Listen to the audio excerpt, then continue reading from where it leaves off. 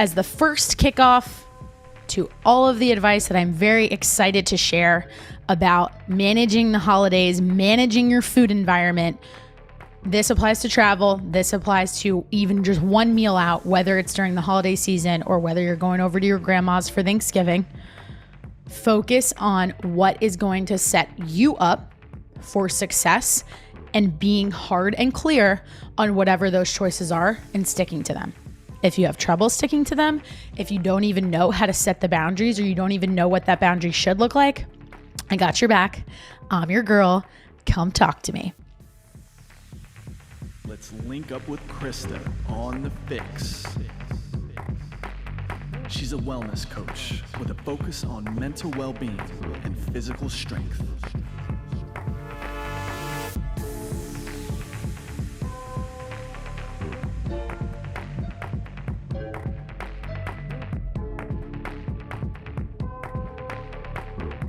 What is up, Fix listeners? Welcome to episode 46 of the Fix podcast with your host. As always, it's me, Krysta Huber.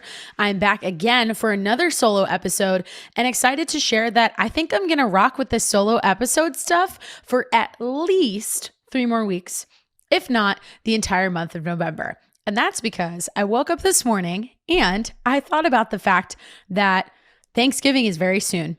And according to my programming schedule, I actually would have an episode that drops on Thanksgiving Day, since Thursdays is our day. And I felt like what a perfect opportunity to talk about food in the holidays. Now, this is such a big topic to tackle, and it is such a point of contention for so many people I work with, so many people on social media. I'm already seeing other coaches start to talk about it because it's never too early to talk about. And I thought, why don't we break this out into a little bit of a series where we get into the top tips. Instead of just one episode, let's make it 3 or 4. Maybe we'll go crazy and continue this into December. I don't know. But like I said, I woke up today and I was like thinking about some conversations I had with a client yesterday that really prompted this and made me realize that there's so much to unpack and so much amazing advice that can be given around food and the holidays. So to be a little tongue-in-cheek about it, I was on my social media this morning posting on Instagram, and I said to myself, instead of home for the holidays, let's call it food for the holidays. So here is our first episode of the Food for the Holidays series, talking about all things related to what's on your plate, your annoying aunt who makes a comment about your food choices. Yeah, we're going to go to that one because it's a classic example. And all the other uncomfortable and maybe uneasy situations you have to navigate when you're dealing with an abundance of food and some people who feel some type of way about it. So for today, I'm actually going to get into our perceptions and relationships around food and the comments, etc., that come from other people, but spin it into a positive and talk about the importance of setting boundaries and using your voice when it comes to food. So to unpack this a little bit, giving you guys some context, here's how this whole scenario kind of popped into my mind. I was chatting with a client yesterday during a phone call, and she is currently facing quite a bit of a challenge with her gut health. As you know, if you've listened to some of my episodes over the past few weeks and have followed me on Instagram, I shared a few transformation stories for clients who are dealing with this exact subject matter. And one of the big things that can be a challenge when it comes to facing gut health issues is you frankly have to spend a pretty extensive period of time with a really restrictive diet. Like there's just no sugarcoating it. I hate having restrictive diets, but there's a time and a place for them. And when it comes to healing, it's really, really important. A lot of my clients who are faced with issues that relate to TMI, stuff going on in the bathroom, things not being regular, things being overly regular, they follow various diets or dealing with bloat. They follow something similar to a low FODMAP diet. Other people I know sometimes use the AIP diet. But basically there's a list, it's a pretty long list of acceptable and non-acceptable foods. 8 to 10 weeks, depending on how severe their symptoms are, we run this protocol in combination with a whole slew of supplements. And that's a whole story for another day. But to bring it to this topic of the holidays and food and being in a restrictive mode when it comes to the holiday season when there's a lot of extra food around that's maybe not around all the time, obviously you're putting yourself in a situation that's not exactly ideal. It's non-controlled. It's not an environment that is setting you up for success, for healing in this case, or just for fat loss, period, regardless of your history, regardless of your medical situation, whatever it is. Take the average person, let's just say it's not an environment that sets you up for fat loss. So in this example, I was talking to this client because she has a celebration this weekend and had just gone on vacation. While she was on vacation, she did an amazing job making the best possible food choices that she could, which in her case, because she's in a situation where she needs to be a little bit more restricted than the average person just coming to me for a fat loss goal, it was still pretty hard for her to navigate her vacation. But she made it a point to focus on the memories. And that's something that I'm going to get into in a few minutes. But before I do, setting up the stage, giving you the context, we started talking about how difficult it can be to come back from vacation and jump back in to the routine she had established. More importantly, because that new routine she had established 4 weeks prior to vacation was making her feel great. She was having way less issues in the bathroom, and she just finally didn't feel bloated all the time. We looked at everything from how quickly she chews her food, to her supplement routine, to the actual meals that she's consuming, how frequently she's eating, if she is making time for rest and digestion, because those two go hand in hand, and recovering and dealing with stress management. So many amazing habits that she's put into place, and vacation threw her out of her routine. What's more was she was already anticipating, okay, this weekend's going to look a little different for me. I've got friends coming into town. I've got family members coming into town. And it was an exciting thing that she's preparing for, and she wants to celebrate and have a good time with them. And that's what leads me into today's conversation. Celebrating, having a good time, and associating food with all of those types of events, whether it's a special event or a holiday like Thanksgiving, like Christmas, like New Year's, like Hanukkah, all of those things that are fast approaching in the next 6 to 8 weeks, if not even 3 weeks with Thanksgiving. So what the heck do you do? Well, this opened up a conversation for us that really on its surface actually has nothing to do with food. It does and it doesn't. What do I mean by that? When we started talking about this, and this individual was anticipating, oh crap, I am not sure how I feel about this weekend. I already feel like I'm going to put myself in a situation that my stomach's not going to like me too much the next day, or I'm going to feel like I'm missing out because everybody else is enjoying a glass of wine and they're celebrating this event, and I don't feel like I get to be a part of it. As soon as that was said and that thought was put out there into the conversation, I actually stopped her. I stopped her. And hopefully someone else listening to this right now will find this same advice helpful, or this talk track helpful, because here's where I think we kind of make a mistake. And I'm guilty of this. I think the average person is guilty of this. And I think people who are aware of their relationship with food, whether it's a good one or a bad one, we all do this at some point. I think it just gets exacerbated by special occasions because we treat them as rewards. So when she said to me, I feel like I'm missing out, in a kind of funny way, because it was funny and we both started laughing about it, but it's just a reality. I said to her, are you really missing out because you're going to the event? I'm going to say it again. Are you really missing out because you are going to the event? And in fact, this celebration in particular was all about her. So I was like, I don't know that you're actually missing out. And we both started laughing a little bit because we were kind of like, well, duh, you're not missing out. You're going to be there. You're going to be a part of the celebration. You're going to be spending time with people that you love, that you care about. So there's no reason to have FOMO. But what was she having the FOMO about? Here's where the food piece does in fact come back in. She was having FOMO about the fact that she wasn't necessarily going to be able to consume the foods that everyone else was enjoying. Specifically, we were talking about having alcohol. Now, as a little background and an aside, before I make myself sound like I'm like super anti having a drink, I want to be clear on one thing. When it comes to gut health issues, consuming alcohol can set you back weeks, if not months, depending on your intake.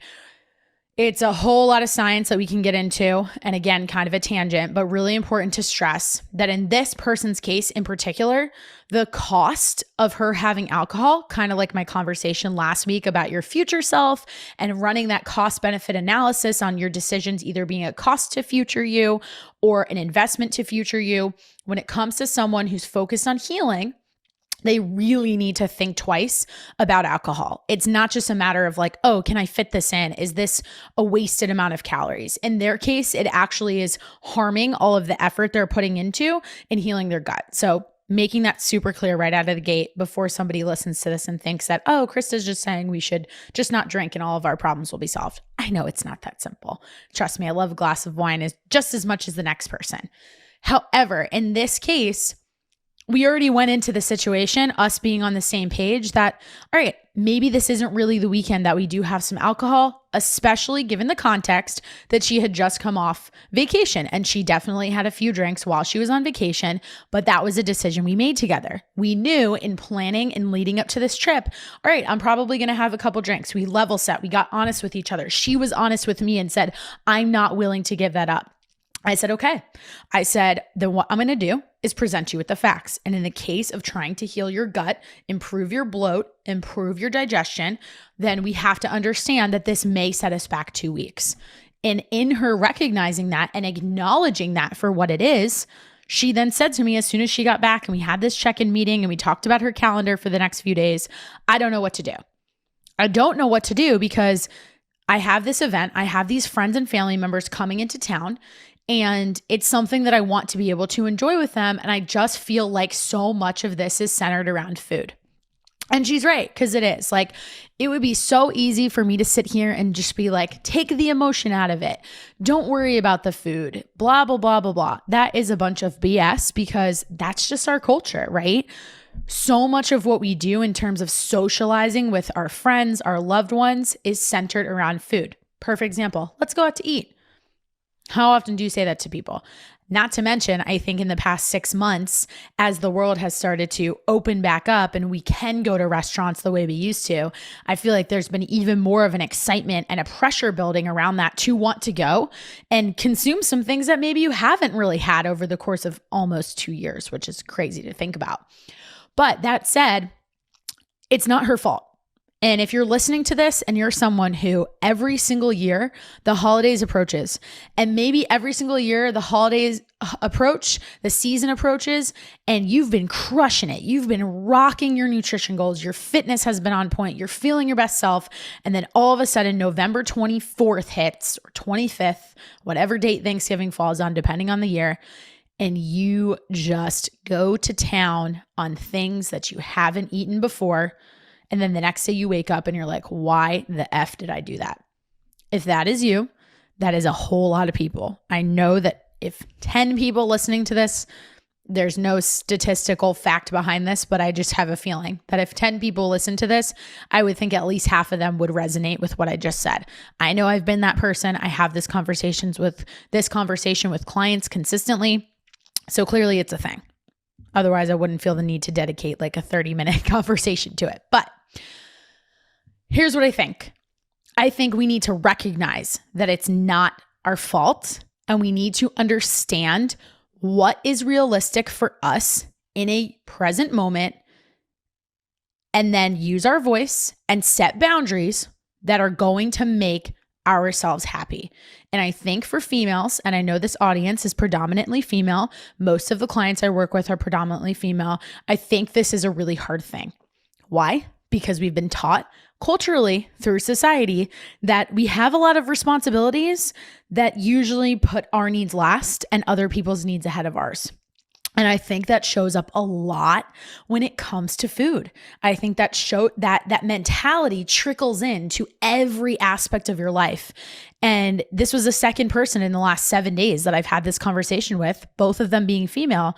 And I asked both of them, why can't you make the decision about what gets eaten in terms of which restaurants you pick, where you go? Why can't you talk to everyone about that? And as soon as I say that, most of them kind of look at me and they're like, oh, yeah, I totally could. But they feel like they're inconveniencing the other people around them by wanting to make that decision. So that's what I want to stress in talking about this. Twofold. First part being a little bit of what I just touched on, and I want to keep going with that before I move into the second. But the first part being that culturally, when it comes to the holidays, we tend to make everything about food. We tend to make social events all about food. And herein lies the problem where a lot of the science comes into it. We, in 2021, almost 2022, have an overabundance of food available to us. Why is that a problem? It's a problem specifically because our bodies, evolution, human beings are wired to assume that we have no idea where our next meal is coming from. Think about it. Think back to hunter-gatherers. Think back to the way that they lived. They were moving around, nomadic, going from place to place. Sometimes they might eat every couple days. Sometimes they might not eat till every couple weeks. Our brains still think that way. So you take that wiring, you couple that with the fact that we have an overabundance of food and food that tastes really freaking good, very hyper palatable foods if you want the textbook term, but let's just say food that tastes really damn good. Well, what do? You get a recipe for a little bit of a disaster and people who do have poor relationships with food. We then kind of exacerbate all of it because we make all these social events so focused on what we're eating. So focused on what we're eating that's what we worry about in anticipation of it. Or on the flip side, and I think this is like the worst thing as well, if we are on a diet or we are working towards our fitness and nutrition goals, I see this a lot and I get it and I respect it to a degree, but I also think it's harmful and a little bit dangerous. People brag about when they chose like, oh, I passed up on the cake. Like, look at me. I went to my best friend's birthday party and everyone was drinking champagne and wine and had a bunch of cake and I didn't have it. So I'm the best. Are you, if 2 days later you deprived yourself of that cake and then you went home or you ate something privately because you felt shame or guilty or something about the fact that you didn't have that thing? Or maybe you just felt like, oh my God, I didn't satisfy that craving for that cake when I saw it in front of me. So now I've been thinking about that and I've been thinking about something sweet. And so like, I'm going to go get a pint of Ben & Jerry's and just go ham on that. I don't think you're much better off. I actually think that you would have been better off if you just had the glass of champagne and the damn cake in the moment when everybody else was celebrating, because we are also wired as human beings to be pack animals, meaning that we want to fit in. We want to feel like we're a part of the crowd and we're doing what other people are doing. It makes us feel like we have a sense of purpose and belonging and we have our tribe.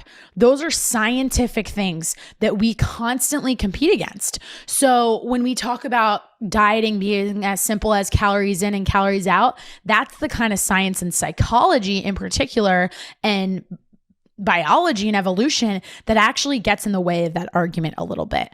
And we then throw that all in the mix with what's culturally acceptable. I mean, if you want to talk about even in the US, look at portion sizes. That's a whole nother thing. It's culturally acceptable. We're dealing with portion sizes. I don't know too many people. I mean, I'm Italian, so I don't think it's just me, but I don't know too many people who have challenges going to their grandma's house or whoever for Thanksgiving and saying, oh, there just wasn't a lot of food there, so it was easy for me to not eat too much. We literally make it about how much food is going to be there. We make it about, you think in your head of like the quintessential holiday for Thanksgiving, and you just imagine, at least I do, this big table filled with tons of food on it, right? Yeah, I know. So if that's the case, then of course you're going to be sitting there being like, oh, well, now I need to think about what I'm going to eat, and I shouldn't have this and I shouldn't have that. And then you couple that with the obnoxious comment from a cousin or I don't know who, significant other, an aunt, a sibling, whoever, saying to you like, oh, why are you eating that? Or like, oh, you're watching what you're eating. And then that certainly pours way more fuel on top of the fire of the thing that is your insecurity. Well, what do we do about it? Because that's a whole lot of shit to deal with. And that doesn't sound like, again, an environment that is going to help us reach our fitness and nutrition goals. That is really where we have to set our boundaries and we have to execute our voice and we have to practice using it, because otherwise it won't be strong. So Tying it back to this example of the client with the celebration this weekend and another client I spoke to about this just about a week ago who was traveling for the weekend, the biggest thing I said to both of them was, why can't you have a plan in place that you also do control to the extent that you can? We can't worry about the things that we can't control, but these people in one example were coming to visit you. So they're coming to your city, they're coming to your town. You've been working with me for 6+ weeks in one case. You and I both know that we've already done our research to find the restaurants where you can eat the things you want to eat.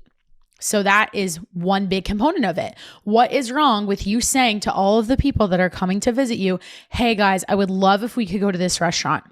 And you don't even have to give them a reason why. You could let's call it a little bit of a fib or just lack of information by not telling the whole story and say, I love this restaurant. They have this dish that I really enjoy, but really what it is, it's the meal that happens to work for you, and tell everyone that you're going there. Not to mention, if we are talking about our closest friends and family members, I made this point too, because I think it's very relevant. These are the people that hopefully, if they're that close to you, you feel very comfortable telling like, hey, I've got this nutrition goal. I've got this fitness goal, and I sure as hell am going to reach it. And that means that I need to put forth my best effort this weekend, this day, this month, consistently, as much as I can. And that is really important to me. It's just as important to me as you being here with me and us sharing this moment together, us sharing this celebration together. Those things should go hand in hand. But I think, again, we get so fixated on the cultural tie of holidays and food. Food equals holidays, holidays equal food. And until we start executing on the values that are important to us and to our goals, and they should be personal to you, it shouldn't be what other people think, it's really hard for us to kind of disassociate the two. And frankly, I don't want you to disassociate the two. I just want you to find what's the most important to you, Krysta. And it might not be any of the things that I'm saying, and that's okay. But it is my responsibility to then explain to you, okay, if you choose the route of, well, F it, I'm just going to eat whatever I want to eat. It's the holidays, I'll worry about it in January. That goes back to last week's episode when we talked about, are you making an investment in your future self? I'd argue that that's kind of a cost in your future self. And that's my opinion.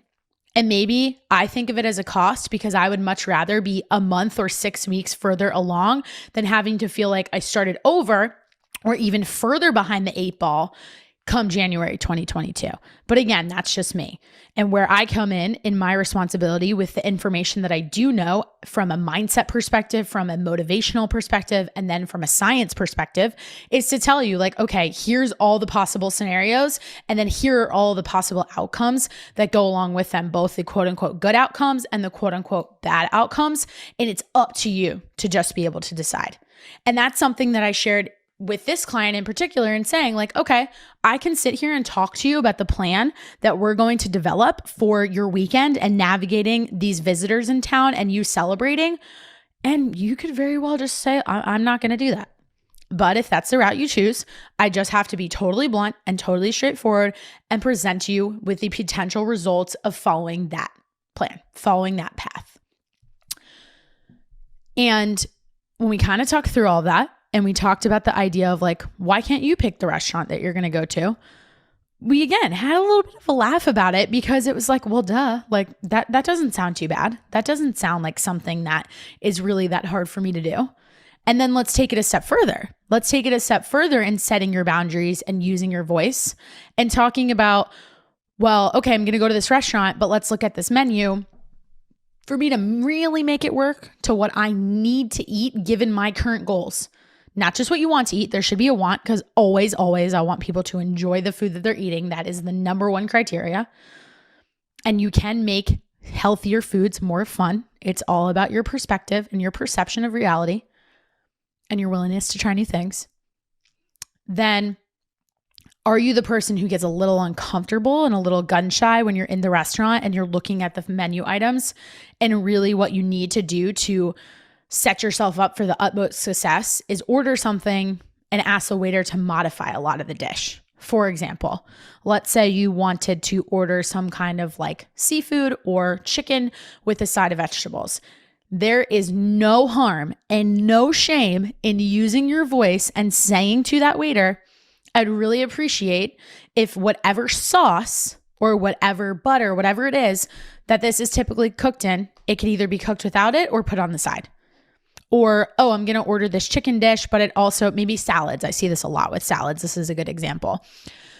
You look at a salad, and if you are someone who's tracking your food, you plug it into your MyFitnessPal or whatever app you're using, and you find that as you begin entering all of the ingredients, that this salad is like a 700 calorie salad. And if you've never tracked your food before, it goes without saying, but I feel like it needs to be said that that's not really a salad that I went out and eat, because I can make a salad at home for half of that and it'd probably be just as tasty, if not tastier.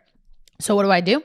I usually, and I encourage my clients to do this as well, deconstruct the ingredients, or deconstruct the recipe, I should say, of the whole meal and enter them into my phone one by one. First of all, that's going to get me more accurate. But second of all, it allows me to have the flexibility to be picky, to pick and choose what ingredients are going to work for me. Because as we've talked about on previous episodes and talking about my nutrition and travel advice, that's how we're able to eat the things we want to eat in the context of anything else that we're having that day.